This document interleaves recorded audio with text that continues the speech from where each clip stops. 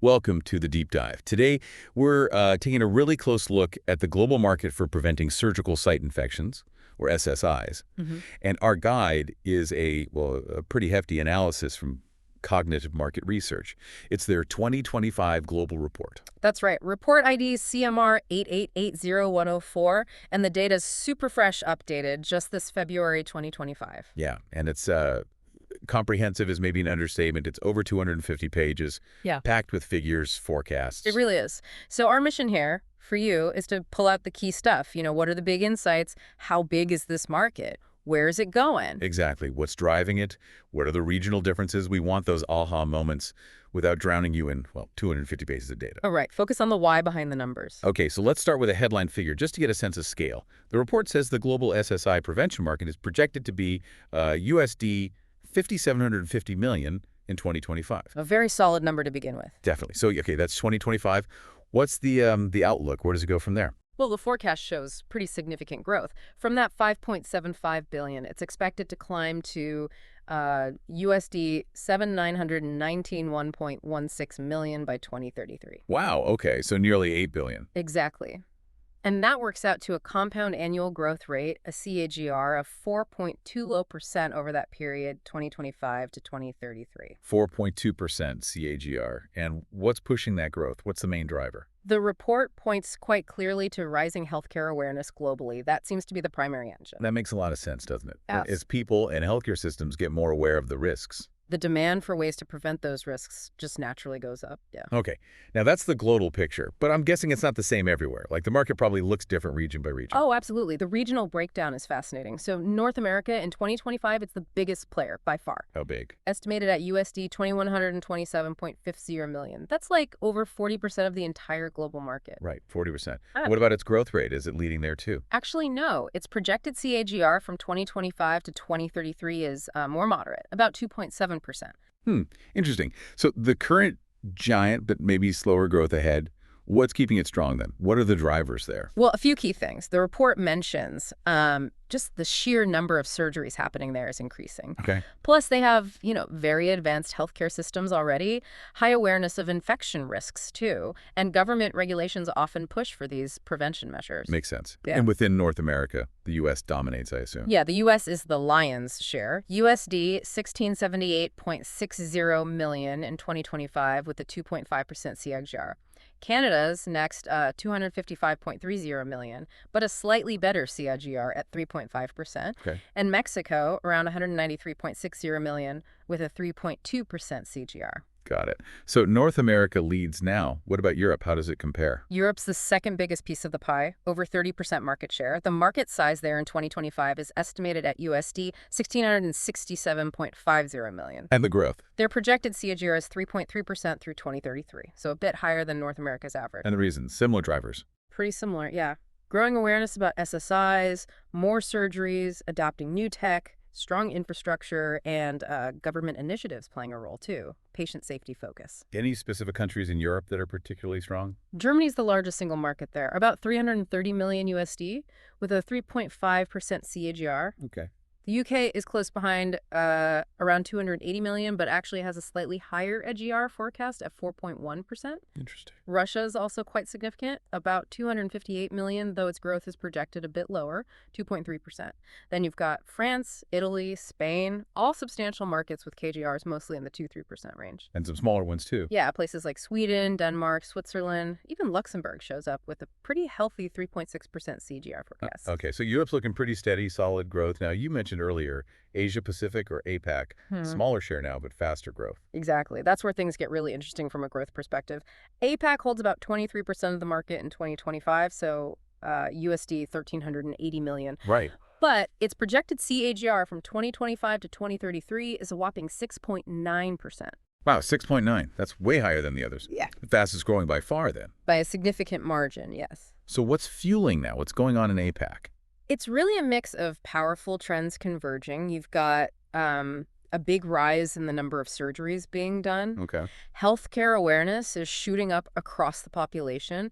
Governments are putting more focus and resources into improving healthcare standards. Right. Plus, there's the demographic factor, expanding elderly populations in many countries, and a related rise in chronic diseases that often need surgery. And infrastructure improvements. Investment. Exactly.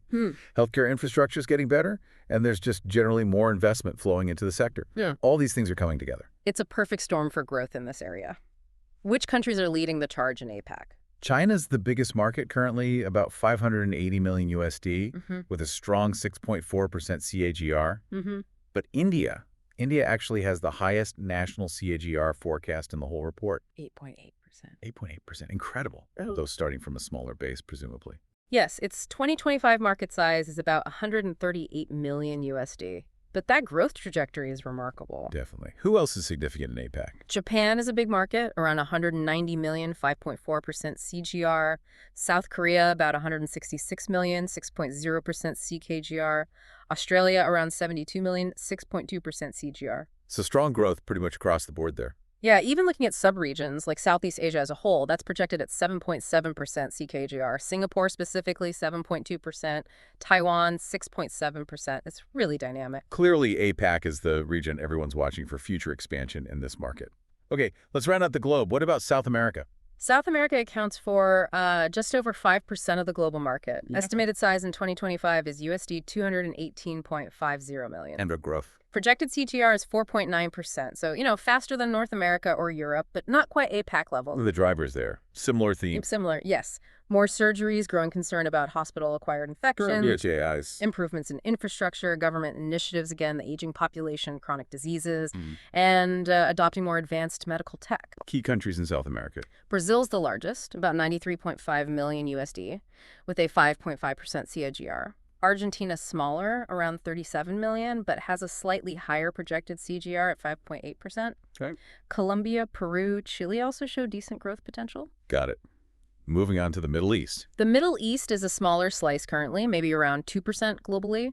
Market size around USD 230 million in 2025. But the growth rate. Pretty strong, actually. A projected CGR of 5.4%. Okay, so faster than South America even. What's driving that?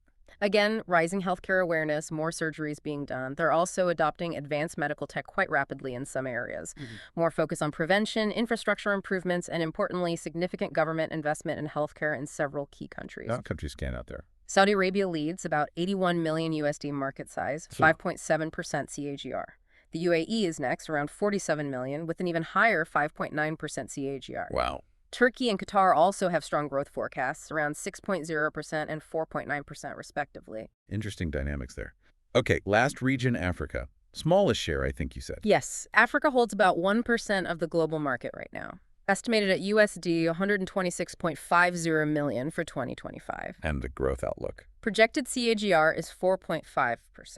So respectable growth, considering the base. What are the key factors contributing to growth in Africa? It's a familiar pattern in some ways. Rising healthcare awareness, slow but steady infrastructure improvements, an increase in surgical procedures, more chronic conditions needing treatment, plus government and private initiatives, international collaborations are helping, increased investment in adopting more advanced technologies where possible. And within Africa? South Africa is the biggest market by a fair margin. Yeah. Around 44.5 million USD with a 5.4% AGR. Nigeria is much smaller, about 10 million, 4.7% CAGR. But the rest of Africa category is actually quite large collectively, suggesting potential across the continent. That's a fantastic regional overview. Really paints a picture of, well, established markets in North America and Europe. But the real high-speed growth engine seems to be APAC. Now, the report also breaks things down differently, right? By the type of prevention and also who is using these products, the end users. Exactly. So looking at the market by type, the dominant segment right now is preoperative skin preparation. That's like cleaning the skin before surgery. Precisely. Using antiseptic agents, things like chlorhexidine or iodine solutions on the surgical site before the first cut. Why is that dominant? Well, it's pretty direct, isn't it? It aims to kill the microbes living on the skin right where the surgery will happen, tackling a major source of potential infection right at the start. Makes logical sense. What about other types? Intraoperative skin preparation is a growing area. This is about maintaining that sterile field during the operation itself. Ah, okay. So ongoing prevention. Right. There's a bigger focus now on really tight infection control throughout the whole procedure, so that's driving growth in products and protocols used during the surgery. So a two-pronged approach, before and during. Now, where is all this stuff being used? Who are the main end users? No real surprise here, hospital operating rooms are the biggest segment. Stands to reason. Yeah, I mean, that's where the highest volume of surgeries happens, and the risk is often concentrated. They need the strictest protocols, the best tech. Are other areas catching up or also significant? Definitely. Hospital wards are actually a rapidly growing segment. Oh, why is that? Well, more surgeries overall mean more patients recovering in wards afterwards, and there's a greater understanding that postoperative care is crucial for preventing infections too. So the focus is extending beyond the OR doors. Exactly. You also see growth in intensive care units, ambulatory surgical centers, those outpatient surgery clinics and specialty clinics too. Each has its own needs, but the trend towards better SSI prevention is pretty broad. It really sounds like a comprehensive market shift. Yeah. The report also mentioned broader dynamics, drivers, restraints, trends. Can we touch on those? Sure. On the driver's side, we've already hit on the big one, just Yeah. more surgeries happening worldwide. That naturally increases the need for prevention. Also, innovation, new products, better solutions for prevention and treatment are constantly being developed, and just that overall increased focus on infection prevention across healthcare. Okay. And on the flip side, what's holding the market back, or what are the challenges? Two main things highlighted. First, cost. Some of the advanced treatments and technologies can be expensive. Accessibility issues. Exactly. Especially in lower resource settings, cost can be a barrier. The second big one is antibiotic resistance. Ah, the superbug problem. Yeah. As infections get harder to treat because antibiotics don't work as well, it makes prevention even more critical. But it's also a restraint because it complicates things when infections do occur. A double-edged sword there. What about key trends shaping the market's future? One big trend is the increasing use of advanced wound care technologies, things that help the surgical site heal better and reduce infection risk after the operation. That concern over antimicrobial resistance we just mentioned, that's also driving demand for non-antibiotic prevention methods and really effective treatments. Makes sense. Find alternatives. Right. And maybe the most notable trend, identified as the fastest growing segment within the industry, is the adoption of antibiotic stewardship programs. Explain those quickly. Basically, programs within hospitals and clinics to make sure antibiotics are used appropriately only when needed, the right drug, right dose, right duration. It's all about preserving the effectiveness of the antibiotics we still have. That's crucial, tying infection prevention directly to fighting antibiotic resistance. Very important trend. Okay, finally, what about the companies involved? Who are the big players? It's a mix, really. You've got the huge, established medical device and pharma companies, but also smaller, more specialized players. And they're all focused on Innovation, mostly. Developing better antiseptics, new types of antimicrobial dressings, advanced sterilization tech. That's where the competition is fierce. any names mentioned. Oh yeah, lots. The report lists major players like 3M, BD, that's Becton Dickinson Ansell, Sotera Health, Medtronic, Bellamid, Biomerier, Getinge, Steris, Johnson & Johnson. A lot of household names in healthcare. Definitely. And others too, some Canadian companies like Lacmac and Covalon, Germany's Paul Hartmann, Sweden's Mölnlycke, U.S. companies like Picon, American Polyfilm, Stryker, Prescient Surgical. It's a busy space. Wow, okay. Lots of competition.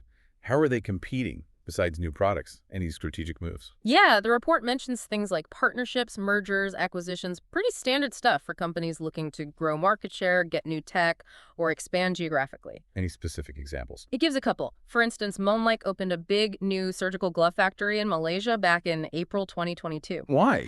Basically to meet the huge global demand for their BioGel gloves, which spiked partly because of that increased focus on infection prevention everywhere. Ramping up production to meet demand. Yeah. Makes sense. Another example. Yeah. In March 2022, a company called Invenio launched a new line of surgical gowns, the V90 series. What was special about them? The focus was on improving things like comfort for the surgical team, better barrier protection against germs, and just making them more functional in the OR. It shows that innovation isn't just in the drugs or devices, but even in the apparel. Right. Improving every aspect of the surgical environment. Good examples. Okay, so let's try and summarize this deep dive. We've seen the global SSI prevention market is already large, over 5.7 billion USD, and growing steadily towards nearly 8 billion by 2033. With that 4.2% global CAGR. Right. But the real headline growth is happening in the Asia-Pacific region, which is booming at nearly 7% CAGR. Definitely the growth hotspot. In terms of what people are using, pre-op skin prep is big, but there's increasing focus on intraoperative measures and also post-op care in hospital wards.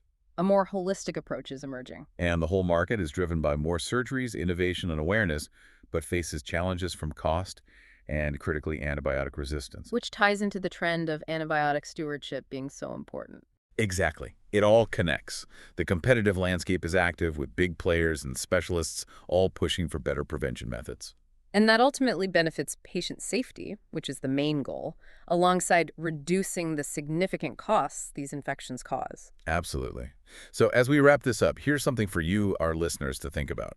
Given the significant growth, especially in places like APAC, what kind of new technologies or maybe completely different approaches to infection prevention do you think will make the biggest waves in the next few years? Yeah, and how do we strike that balance? The balance between developing cutting-edge, potentially expensive solutions and ensuring they're actually accessible where they're needed most, all while tackling that huge global challenge of SSIs. Lots to mull over there. It's definitely a critical and evolving field. Thanks for joining us for this deep dive.